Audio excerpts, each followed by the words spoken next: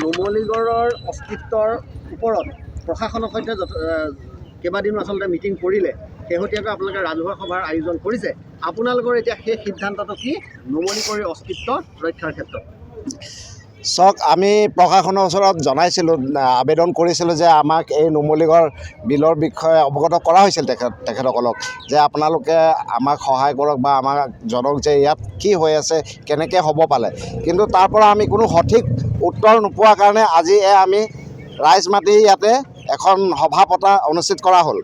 আৰু অনাগত দিনত তেখেতসকলে যদি আমাক ভাল কোনো উত্তৰ নিদিয়ে, তেনেহ'লে আমি ইয়াতকৈ আৰু বেছি ডাঙৰকৈ পদক্ষেপ ল'বলগীয়া হ'ব। আৰু আপোনালোকে দেখি আছে যে এইখন নুমলীগড় বিল সাধাৰণ বিল নহয়, কাৰণ ইয়াতে আমাৰ কছাৰী ৰাজ্য আছিল, ইয়াতে আমাৰ কছাৰী আহোমৰ ৰণৰ ইতিহাস আছে, ইয়াতে আমাৰ কছাৰী আহোমৰ মিলনভূমি হয় এইখন। তো এই ইতিহাসবিলাক যদি বাহিৰগত বনিয়াই মোহাৰি পেলাব বিচাৰে, আমি এইটো কেতিয়াও সহ্য নকৰোঁ। আৰু আজি দুজনমান মানুহৰ কাৰণে এটা সম্প্ৰদায়, মাৰোৱাৰী সম্প্ৰদায়টো টোটেলি বদনাম হৈ গৈছে। কিয়?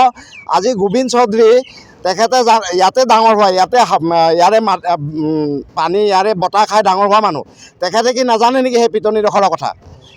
যদি অনাগত দিনত তেখেতে ৰাইজৰ ওচৰত ক্ষমা নোখোজে, তেখেতৰ ওপৰতো আমি পদক্ষেপ ল'বলৈ বাধ্য হ'ম।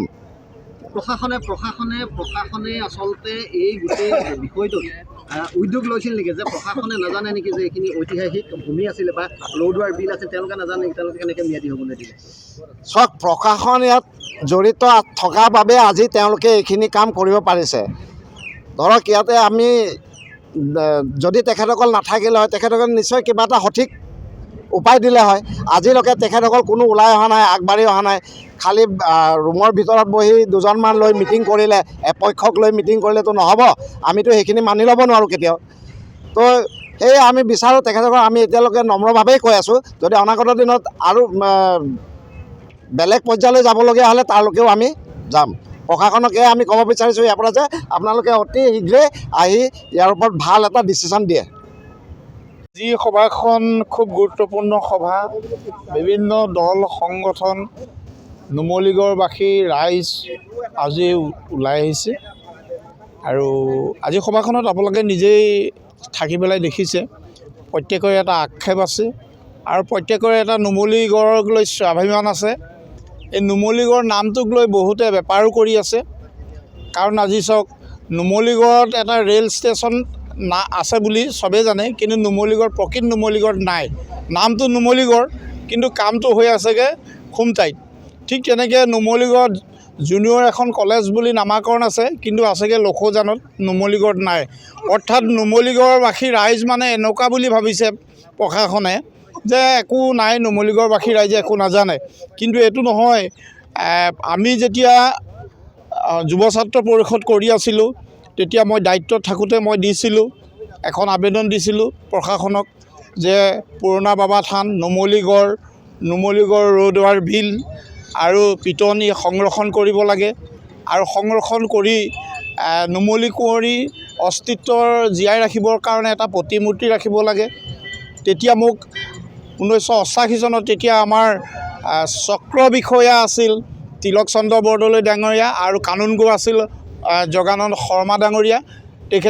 তেখেতসকলে কৈছিলে যে কাজিৰঙাত এখন পিটনি আছিলে, ৰাইজে তাত ড্ৰেইন বনাই পেলাই পানীটো ডিফলু নদীত পেলাই তাত খেতি কৰিলে, আপোনালোকেও সেইটোকে কৰক, মানে নুমলীগড় পিটনিটোক ড্ৰেইন কৰি ধনচিত পেলাই খেতি কৰক। তেতিয়া মই কৈছোঁ যে তাত হাতী আহে, কি খেতি কৰিব?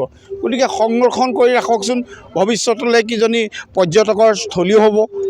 এই কথাখিনি কৈছিলোঁ 88 চনতে।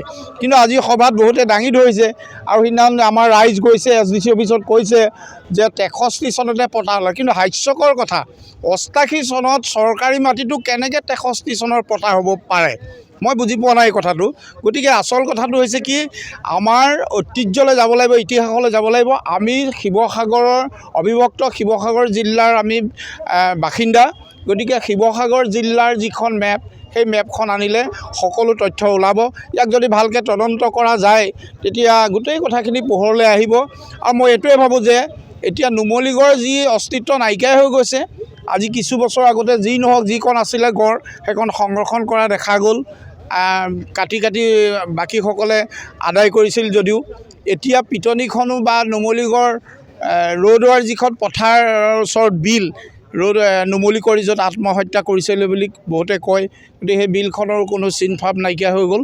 গতিকে মই প্ৰশাসনক আহ্বান জনাওঁ, আজি সভাৰ সভাপতিত্বও কৰিছিলোঁ আৰু এতিয়াও মই আপোনালোকৰ যোগেদি মুখ্যমন্ত্ৰী ডাঙৰীয়াকো জনাওঁ যে আমাৰ ঐতিহ্য নুমলী কৰি অস্তিত্ব ৰাখি এই অঞ্চলটোত যাতে নুমলী কুঁৱৰীৰ এৰিয়াটোত যিখিনি পিটনি বা জলাশয় আছিল সেই জলাশয়খিনি সংৰক্ষণ কৰি যাতে পৰ্যটকৰ স্থলী কৰি আমাৰ স্থানীয় নিবনুৱাসকলেও তাত আমাৰ সংস্থাপন পাব আৰু বিভিন্ন দেশৰ বিদেশৰ পৰ্যটক আহি এই নুমলী কুঁৱৰীৰ মানে অস্তিত্বটো পাব। এইখিনি মই মোৰ ফালৰ পৰা ক'বলগীয়া। ইতিমধ্যে দেখা গৈছে যে কাষতে এখন বিশাল ৰেষ্টুৰেণ্ট, হয়, যিহেতু এই বনাঞ্চল সংৰক্ষিত বনাঞ্চলৰ ওচৰত যে এখন ৰেষ্টুৰেণ্ট হৈছে, এইখন এটা অবৈধভাৱে নিৰ্মাণ কৰিছে, এইখনত আপোনালোকে কি ক'ব?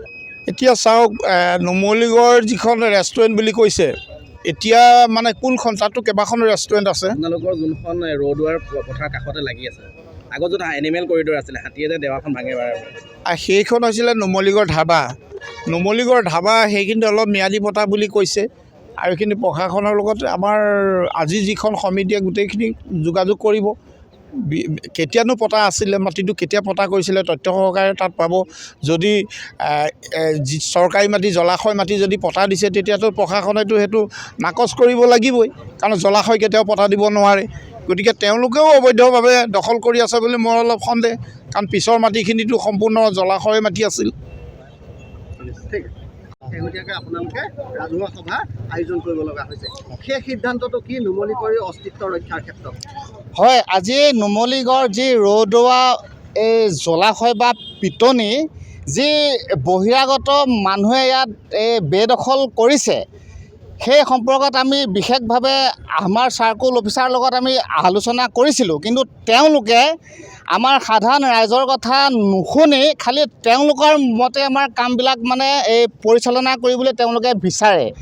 এতিয়া আমাৰ আজি বিশাল ৰাজহুৱা সভাৰ পৰা আমি তেওঁলোকক আহ্বান কৰিছোঁ যে অতি সোনকালে এই ৰ'দৱা জলাশয় পিটনিটো বেদখল মুক্ত কৰক আৰু যিসকলে এই ৰ'দৱা এই জলাশয় পিটনিৰ হাবি জংঘল কাটি শেষ কৰিলে সেইসকলক অতি সোনকালে আমাৰ বোকাখাট প্ৰশাসনে গ্ৰেপ্তাৰ কৰক, নহ'লে আমাৰ এই বৃহত্তৰ কাজিৰঙা ভূমি আৰু মানৱ অধিকাৰ সুৰক্ষা সমিতিৰ তৰফৰ পৰা আৰু ইয়াতকৈ আৰু ভয়াৱহ ৰাজহুৱা প্ৰতিবাদ কৰিবলৈ আমি বাধ্য হ'ম।